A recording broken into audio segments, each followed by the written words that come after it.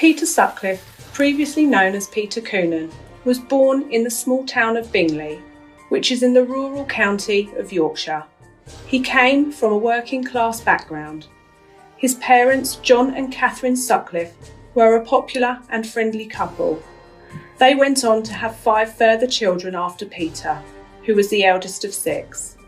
His family were devout Catholics, but his father was violent towards his mother. Peter loved her more than anything. He felt useless because he was unable to help his mother from the violence of his drunken father. Peter was a shy, introverted boy who enjoyed the love of reading rather than participating in sports. Sutcliffe had a handful of jobs after leaving education at the young age of 15. The job that he enjoyed the most was that of a gravedigger.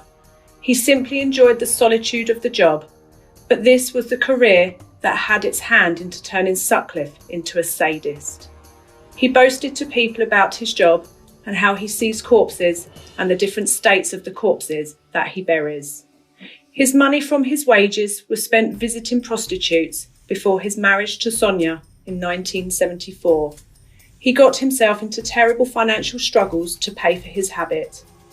He visited many different prostitutes, and on occasion these women ripped Sutcliffe off, not giving him what he had paid for, and in turn teased him at his local pub. This infuriated Sutcliffe, and his anger turned into hatred towards those prostitutes. He sunk into a deep depression, and his mental health depreciated. He and his wife suffered many miscarriages in their years of marriage. These tragedies affected Sutcliffe considerably. After visits to the doctor, Sonia was told that she could not have children, and later Sutcliffe had found out that she had had an affair with the local ice cream man. This deceit added to his hatred towards women and started his crime spree. In 1969, Sutcliffe's sadistic intentions came out without fear of reprisal. He asked friend Trevor Birdsall to drive him to find a woman who had tricked him out of money. He left the van and followed a prostitute to a garage and attacked her with a severe blunt blow to the back of her head. He ran away and told Trevor to drive off quickly. The next day, Sutcliffe was questioned by police regarding the incident, but the prostitute did not want to take the case any further, and he was let off. In 1975, Sutcliffe was to commit his second assault. He attacked a lone woman with a hammer and slashed her torso with a knife. He was disturbed mid-attack. The woman was lucky, as this was thought to be Sutcliffe's real first attempt at murder. The woman somehow survived this vicious attack after lots of medical intervention. The same kind of attack happened again, but this time on a woman called Olive Smelt. He hit her over the head and slashed her body. Again was interrupted, and again the victim was badly injured and was lucky to be alive. In August of the same year, Sutcliffe then attacked 14-year-old Tracy Brown. She was hit over the head 5 times. He had struck her with a heavy object, such as a hammer, but was to run off without further attack because of the noise of a passing car scaring him to stop. These attacks have been seen to be his practices for what was to come next. Sutcliffe's first murder took place in October 1975. His victim was named as Wilma McCann. She was a mother of 4 and aged just 28. Wilma was drunk after a night out at the local pubs and clubs. She was hitchhiking home at the side of the road when Sutcliffe pulled over in his car. He had also been drinking at a local pub. She offered him her services as a prostitute. They had a fight about Sutcliffe not being able to perform. At this point, she was about to lay out Sutcliffe's coat, getting ready for business. His anger was out of control and he attacked Wilma. He promptly struck her on the back of the head with a hammer several times. He then proceeded to slash her body. This was now the trademark killing of Sutcliffe. He left her body with her trousers down and bra up to expose her breasts, to be found in the early hours by a local milkman and his younger brother while they were on their rounds. In January 1976, Sutcliffe struck again. This time his victim was 42-year-old Emily Jackson. She was also a prostitute who perused local pubs to find herself business. Sutcliffe came across Emily in the Gaiety pub in Leeds. She offered her services and they promptly left in his car to find a suitable place. It was said to be Emily's cheap perfume smell that drove Sutcliffe to murder her. He pulled over and pretended that his car wouldn't restart. They left the car, and while Emily was holding the lighter to assist Sutcliffe to see the problem, he hit her from behind with a hammer. He dragged her to a more secluded place and stabbed her approximately 52 times all over her body with a screwdriver. He undid some of her clothing, as he had previously done to Wilma, and arranged her body in a graphic way. He promptly left with the murder weapons tossed in his car and drove straight back to his in-laws' house. A boot mark was found on Emily's body and a similar one found at the murder scene of Wilma, so the police were now looking for a serial killer. They had linked both murders, but were yet to have a real lead on the case. They were chasing after an Irishman who drove a Land Rover, according to one of Emily's friends' statements to the police. This was who Emily was last seen with. Now we were into 1977, where Sutcliffe's murder spree continued. In February, he attacked Irene Richardson, another sex worker. He clubbed her to death with a hammer and mutilated her dead body with a knife. Carelessly, he had left tyre marks at the scene of the murder, and police were processing all the possible cars with similar tracks to narrow down the search for this despicable murderer. Prostitutes were warned by police to not get into cars of clients, and Sutcliffe was dubbed the Yorkshire Ripper. In April, Sutcliffe went on to murder Tina Atkinson in her own flat. She was also a prostitute and had taken advice from the police not to get into cars with clients. But unfortunately, this did not save her from the Ripper. He attacked her with a hammer, 4 blows to her head, then used the claw to maul her body, then used a knife to slash her after exposing her breasts and pulling her jeans down. In his haste to leave the flat, Sutcliffe left his telltale boot mark in blood on the sheets. Police were still maintaining that prostitutes were not safe, so asking them to take extra care when working. Sutcliffe then went on to murder a young 16-year-old girl called Jane MacDonald in late June. She was not a sex worker. This in turn panicked all the women in Yorkshire because they all felt that they were not safe, and it wasn't just sex workers who were being targeted by the Yorkshire Ripper. This may have been a cunning ploy from Sutcliffe to throw police off his scent. Shortly after this in July, Sutcliffe went on to viciously attack Maureen Long. He was interrupted mid-attack and had to flee, leaving Maureen for dead.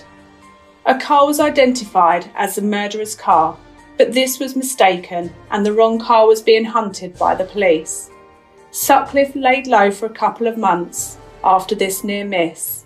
He moved to Manchester and continued his rampage.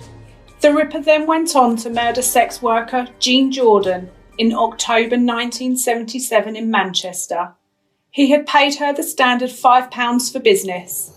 They proceeded into the darkness of the overgrown wasteland commonly used by sex workers in the red light district of Moss Side, Manchester. Sutcliffe followed Jean, concealing a hammer in his hands. He then hit her. She fell to the ground moaning. He then hit her a further 10 times across the head with the hammer. Realising that they were not alone in the wasteland, Sutcliffe heard a car engine rev.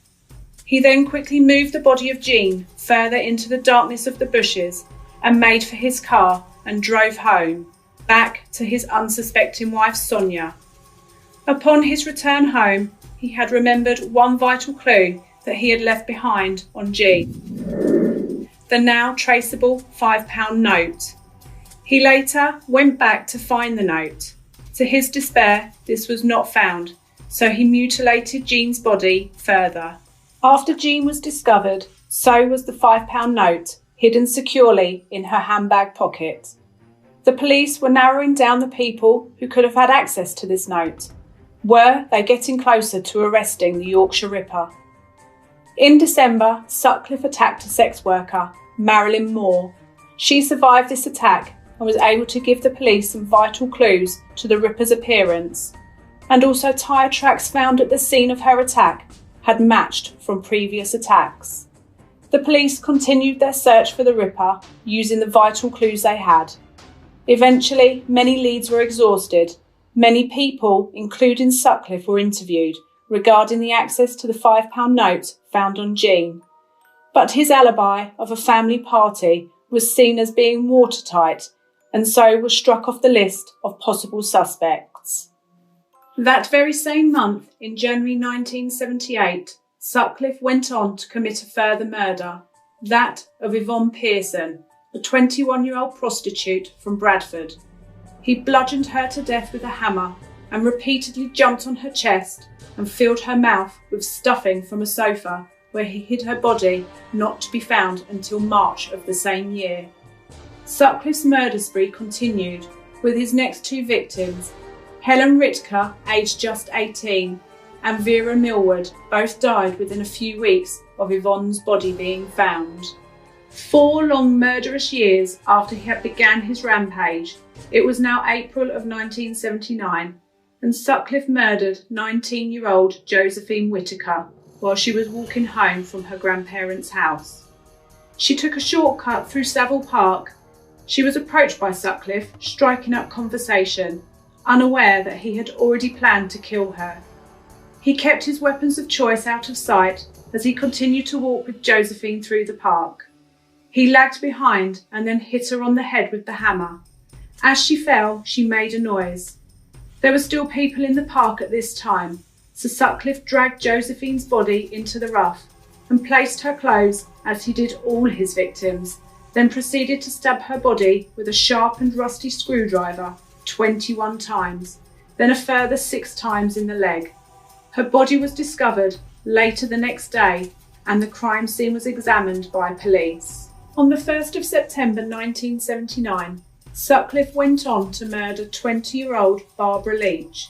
She was dumped close to her university lodgings under a pile of bricks. This was said to be the Ripper's 16th attack. There was a hunt on for a man that had claimed to be Jack, who was taunting the police in their lack of clues or suspects.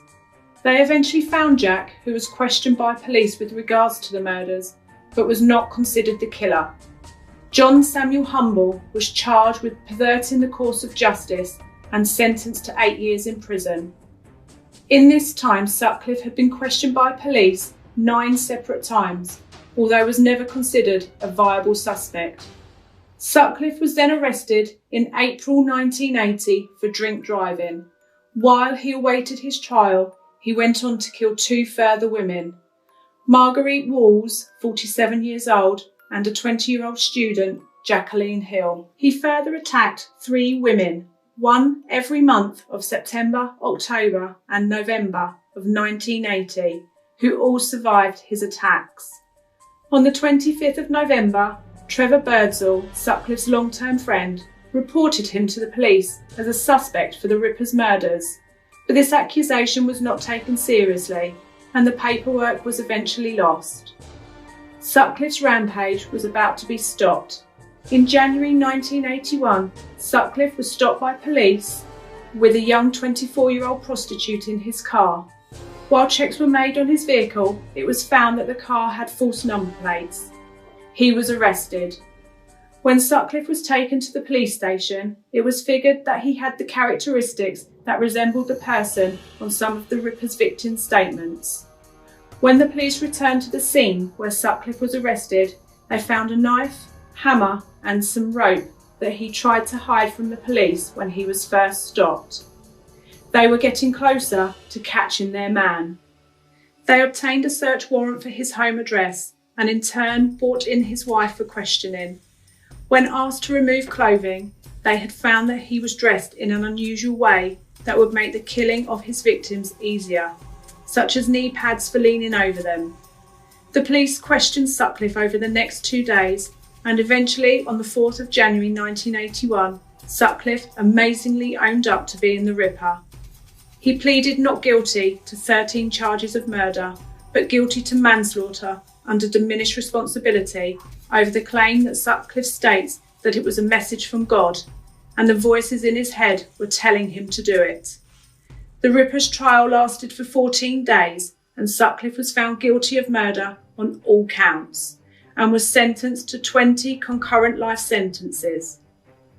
It was rejected that Sutcliffe was in fact a schizophrenic, so was spending the remainder of his life in Parkhurst prison. While he was inside Parkhurst, there were different attempts on Sutcliffe's life by inmates. One attack with a pen, where he lost his sight in one eye.